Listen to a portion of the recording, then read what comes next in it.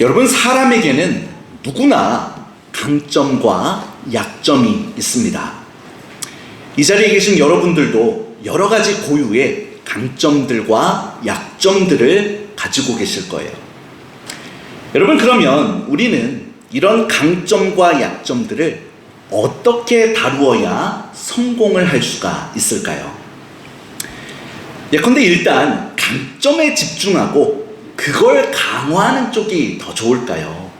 아니면 약점을 보완하는 데 집중하는 쪽이 더 좋을까요? 예를 들어서 수학을 아주 잘하고 음악은 못하는 사람이 성공을 하려면 수학에 집중을 해서 음악은 못해도 수학의 대가가 되는 쪽이 좋겠습니까?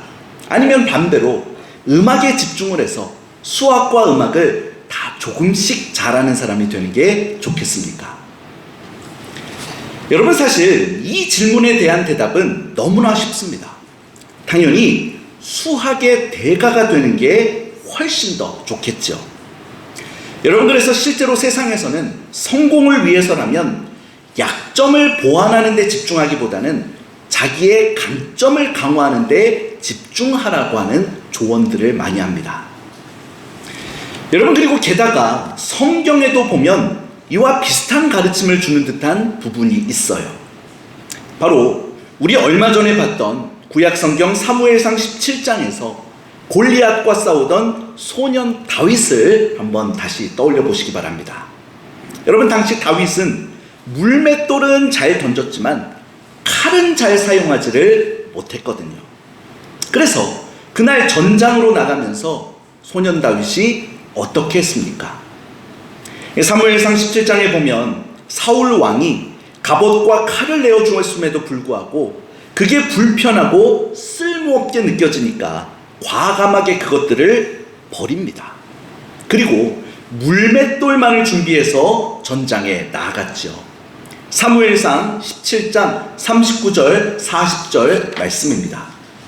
다윗이 칼을 군복 위에 차고는 익숙하지 못하므로 시험적으로 걸어보다가 사울에게 말하되 익숙하지 못하니 이것을 입고 가지 못하겠나이다 하고 곧 벗고 손에 막대기를 가지고 시내에서 매끄러운 돌 5을 골라서 자기 목자의 제구 곧 주머니에 넣고 손에 물매를 가지고 블레셋 사람에게로 나아가니라.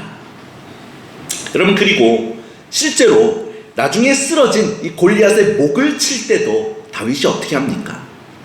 자기는 준비해간 칼이 없었기 때문에 이 쓰러져 있던 골리앗의 칼을 대신 취해서 그 목을 쳤다라고 하지 않습니까?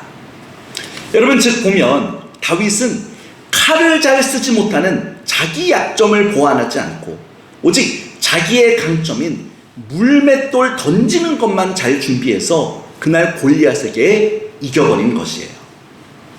여러분, 그러므로 이걸 보면 결국 우리는 성공을 위해서는 약점보다는 강점에 더 집중해야 할 것 같죠. 여러분, 그런데 문제는 이제 오늘 우리가 읽은 이 본문은 또 이것을 좀 다르게 가르쳐 준다는 것입니다.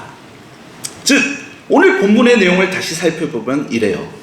어느 날 한 관리가 예수님을 찾아와서 어떻게 해야 영생을 얻을 수 있는가 여쭤봤는데 예수님은 일단 먼저 10계명을 가르쳐 주셨습니다. 본문 20절이에요. 내가 계명을 안 하니 간음하지 말라, 살인하지 말라, 도둑질하지 말라, 거짓 증언하지 말라, 내 부모를 공경하라 하였느니라. 그러자 이 관리는 그런 계명들은 자기가 이미 다 잘 지켰다라고 대답하죠. 여러분, 그런데 이때 예수님은 거기서 대화를 멈추시지 않고 이 관리의 부족한 점을 한 가지 지적하십니다. 본문 22절이에요. 예수께서 이 말을 들으시고 이르시되 내게 아직도 한 가지 부족한 것이 있으니 내게 있는 것을 다 팔아 가난한 자들에게 나눠주라. 그리하면 하늘에서 내게 보화가 있으리라. 그리고 와서 나를 따르라 하시니. 여러분, 특히 오늘 본문의 이 문맥을 잘 보셔야 합니다. 이 관리는 지금 예수님께 와서 구원의 길을 여쭤봤어요. 그러니 그의 질문에 대해서 한 가지가 부족하다고 지금 말씀하시는 것은 너희 한 가지 부족한 점을 고치지 않으면 너 정말 구원받을 수 없다라는 뜻까지도 되는 것 아니겠습니까? 그렇다면 결국 예수님 말씀에 따라서 지금 이 관리는 가장 시급하게 무엇을 해야 하는 것이었겠습니까? 여러분, 그것이 바로 자기의 이 고유의 부족한 약점을 고치는 데 집중해야 하는 것이죠. 여러분, 그런데 잘 보세요. 본문의 이 관리는 분명히 이 부족한 점이 한 가지 있긴 있었지만 그래도 다른 계명들은 잘 지키지 않았습니까? 더욱이 지금 영생의 길을 배우겠다고 정말 부도하는 심정으로 예수님을 찾아온 터였잖아요. 그러니 오늘날 우리 관점에서 봐도 이 사람은 사실 정말 꽤 강점이 많은 사람 아니겠습니까? 여러분, 그런데 어떻다고요? 그렇게 강점들이 많음에도 불구하고 주님은 부족한 점 하나를 꼭 고치지 않으면 안 된다고 말씀하셨다는 겁니다. 여러분, 그러므로 이 말씀은 우리 역시 신앙생활을 할 때 강점에만 집중하지 말고 오히려 약점에 집중해서 그 약점을 반드시 고치라고 가르쳐 주시는 교훈으로 삼을 수가 있는 것이죠. 여러분, 그러면 도대체 이 관리는 왜 약점에 집중해야 하겠습니까? 아까 우리 다윗은 봤잖아요. 분명히 약점은 내버려두고 강점에만 집중해서 승리한 걸 봤는데, 근데 오늘 본문에서는 왜 약점에 더 초점을 맞추라고 하시는 거냐고요. 여러분, 그리고 과연 오늘날 우리는 결국 그래서 어떻게 해야겠습니까? 내가 가진 약점에 초점을 맞추는 게 좋을까요? 아니면 강점에 초점을 맞추는 게 좋을까요? 여러분, 그런데요, 이제 맥락을 우리가 잘 뜯어보면요, 사실 이 두 사람의 상황에는 충분히 구분할 수 있는 차이가 있었던 것을 보게 됩니다. 즉, 결론적으로 말씀드리면 이 두 사람의 상황의 차이는 바로 전반적인 신앙생활과 순간적인 일의 차이가 있었어요. 즉, 먼저 다윗의 경우는 전반적인 신앙생활이 문제가 되는 게 아니라 그 순간 맡겨주신 일, 즉 일순간의 미션에 관한 게 문제가 되는 상황이었더랬습니다. 그래서 다윗이 강점에 집중한 것 역시 이것이 전체적인 그의 신앙 전반에 관련된 문제라기보다는 바로 그 순간 그저 일하는 방법에 관련한 것이었다라고요. 즉, 사무엘상 17장에 나오는 다윗의 이야기를 다시 생각해 보세요. 다윗은 지금 하나님을 감히 모독하는 골리앗과 싸우려 하고 있습니다. 따라서 이것은 애초에 그가 그의 삶의 방향성 면에서 아주 온전하고도 투철하게 하나님을 경외했던 것이고, 바로 그렇기 때문에 하나님을 대적하는 저 악인을 물리치겠다라고 하는 신앙에서 이 상황이 비롯된 것임을 알 수 있게 됩니다. 그리고 막상 골리앗과 싸울 때 물맷돌로 싸울 것이냐 칼로 싸울 것이냐는 그저 그 순간 속에서 그 일을 해내는 방법에 한정된 문제였을 뿐이라는 것입니다. 그래서 일단 신앙의 큰 방향성 차원에서는 이미 그가 믿음으로 골리앗과 싸우기로 한 이상 단지 그 순간 일의 차원에서 아주 단순하게 방법 선택의 문제만 그에게 남아있었다는 것이에요. 여러분, 그래서 다윗은 그냥 자연스럽게 자기가 가장 잘하는 방법을 그냥 선택한 것입니다. 즉, 다윗은 평소 가지고 있던 온전하고도 철저한 신앙관념 위에서 이제 악을 물리치려고 하는 그 순간 와중에, 즉 단지 지금 맡은 일을 잘 해내려고 하는 그 순간에 자기 강점에 집중을 한 것이었죠. 여러분, 그런데 이제 오늘 본문 관리의 모습을 보십시오. 오늘 본문의 관리는 지금 구원을 얻기 위해서 하나님의 뜻대로 사는 삶 자체, 즉 인생의 방향성 전반을 배우려고 주님 앞에 나온 것이었어요. 그렇습니다. 정말 이것은 순간이 아니라 신앙생활과 그의 삶 전반에 걸친 문제가 되고 있었죠. 그리고 이 신앙생활을 제대로 하려면 예수님의 첫 번째 말씀에 따를 때 어떠해야 한다는 겁니까? 바로 하나님의 계명들을 온전히 지켜야 한다는 것이었어요. 여러분, 그런데 과연 하나님의 계명들 중에 어떤 것은 지켜야 하고 어떤 것은 지키지 않아도 되는 게 어디 있겠습니까? 여러분, 그런 것은 하나도 없습니다. 그래요, 하나님의 계명은 무릇 다 지켜야만 하는 것이죠. 여러분, 그러니 결국 이렇게 신앙생활 전반을 놓고 보면 한 가지라도 부족함이 있어서는 안 되는 겁니다. 그래서 이럴 때 부족한 것은 반드시 고쳐야 하는 거죠. 여러분, 따라서 신앙생활 전체의 관점으로 보면 약점에 또한 집중을 할 수 있어야 하는 겁니다.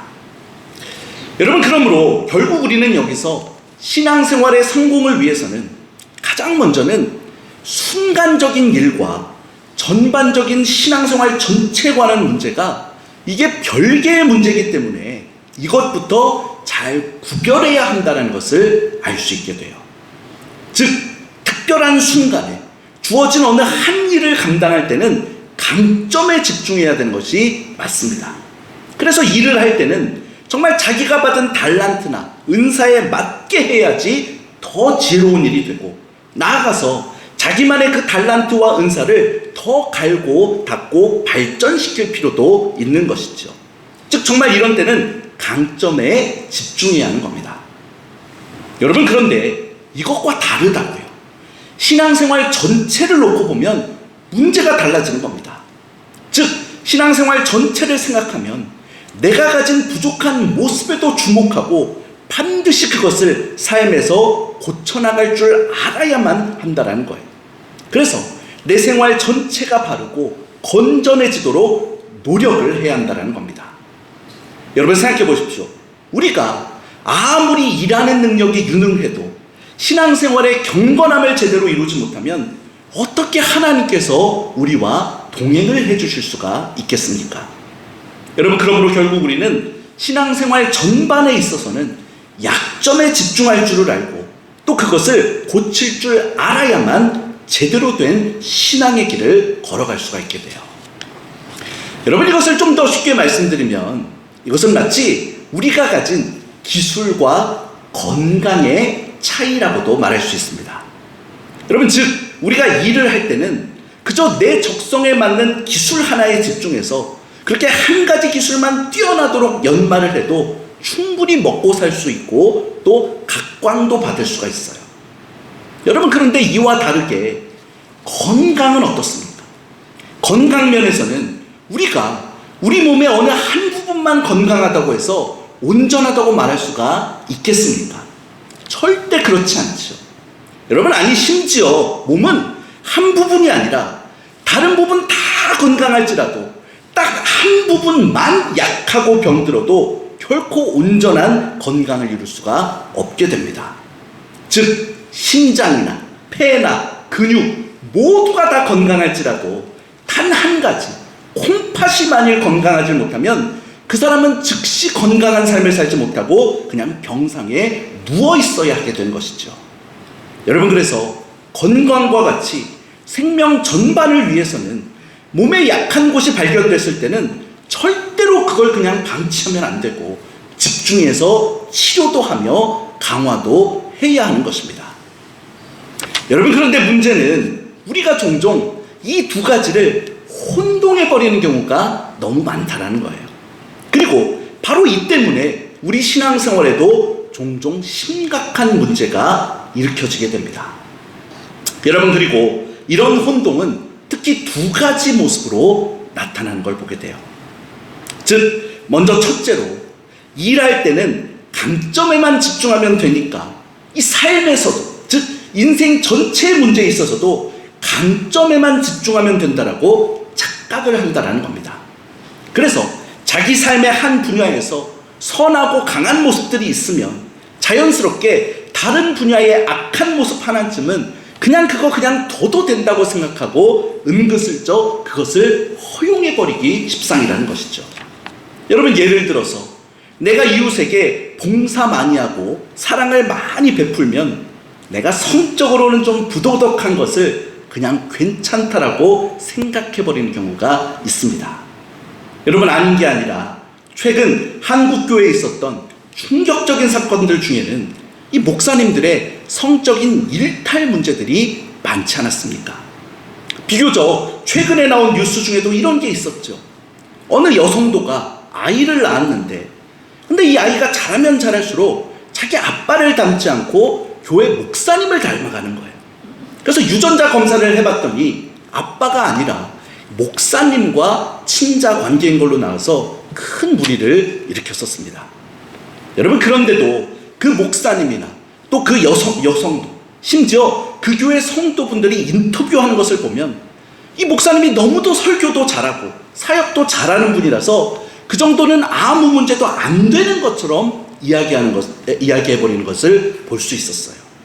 그리고 또 그분 외에도 여러 기라성 같은 유명한 목사님들이 성추문 같은 사건을 일으키고서도 아무 일 없었다는 듯이 다시 당당하게 목회 제기하는 것을 많이 볼 수가 있게 됐죠.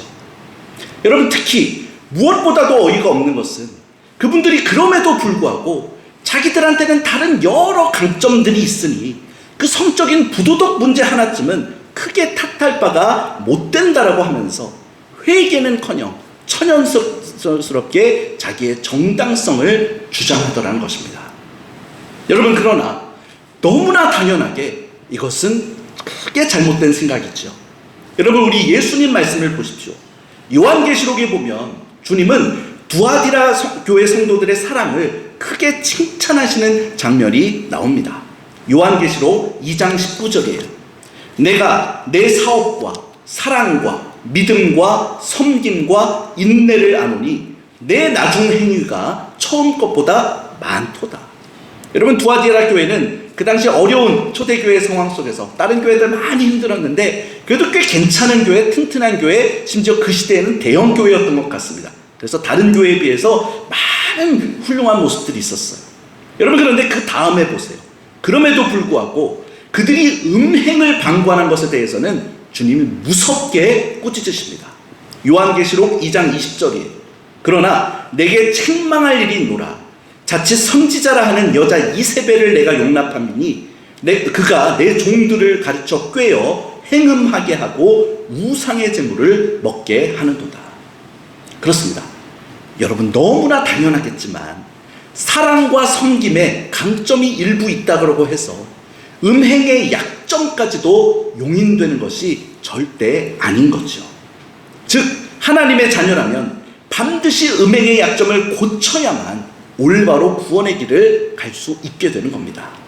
여러분, 그래서 우리는 삶에 악한 모습이 있으면 그것이 다른 강점들에 비해서는 비록 작은 것처럼 보일지라도 반드시 그것마저 집중하고 고쳐내는 모습을 가져야 하는 것입니다.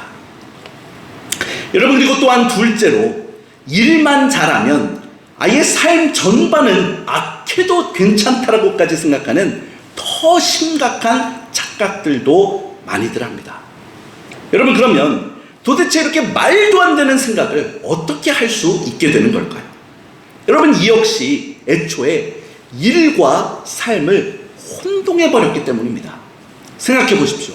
다시 말씀드리지만 우리가 일을 할 때는 분명히 약점에 신경 쓰지 않아도 되고 강점에만 집중하면 되는 게 맞아요.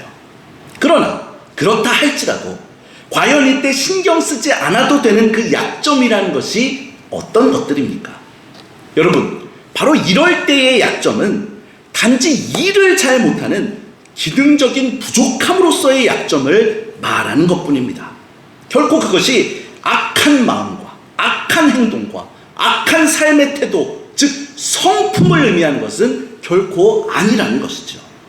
여러분, 그런데도 우리는 일과 삶을 혼동해버려서 일만 잘하면 삶이 악하고 성품이 어두운 것까지도 그것이 악으로 보이는 게 아니라 그저 작은 약점 정도로만 보이면서 치부하고 그걸 그냥 괜찮다 생각해버리는 경우가 너무나 많다는 것이에요. 여러분, 그러나 분명히 말씀드리지만 악한 모습이라는 것은 결코 약점 정도인 것이 아닙니다. 그것은 바로 회개하고 고쳐야만 하는 엄연한 죄악일 뿐이에요. 여러분, 그러므로 아무리 뛰어난 사람이라도 자기의 악한 모습을 회개하지 않고 강점으로 그걸 덮으려고만 하면 결코 구원에 이르지 못하게 됩니다. 여러분, 심각한 얘기입니다. 이건 진짜 구원 여부의 문제라고요. 여러분, 실제로 예수님 말씀 보십시오. 장차 심판 때에 일은 잘했지만 악을 행했던 사람들에게 주님께서 이렇게 말씀하실 거라고 당부하시지 않습니까? 마태복음 7장 22절 23절이에요. 그날에 많은 사람이 나더러 이르되 주여 주여 우리가 주의 이름으로 선지자 노릇하며 주의 이름으로 귀신을 쫓아내며 주의 이름으로 많은 권능을 행하지 아니하였나이까 하리니 그때에 내가 그들에게 밝히 말하되 내가 너희를 도무지 알지 못하니 불법을 행하는 자들아 내게서 떠나가라 하리라.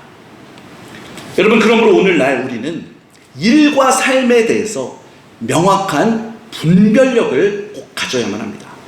특히 사역과 삶에 대해서 구분을 잘하는 분별력, 그리고 또한 강점에 집중할 때와 약점에 집중할 때에 대한 분별력을 가져야만 돼요.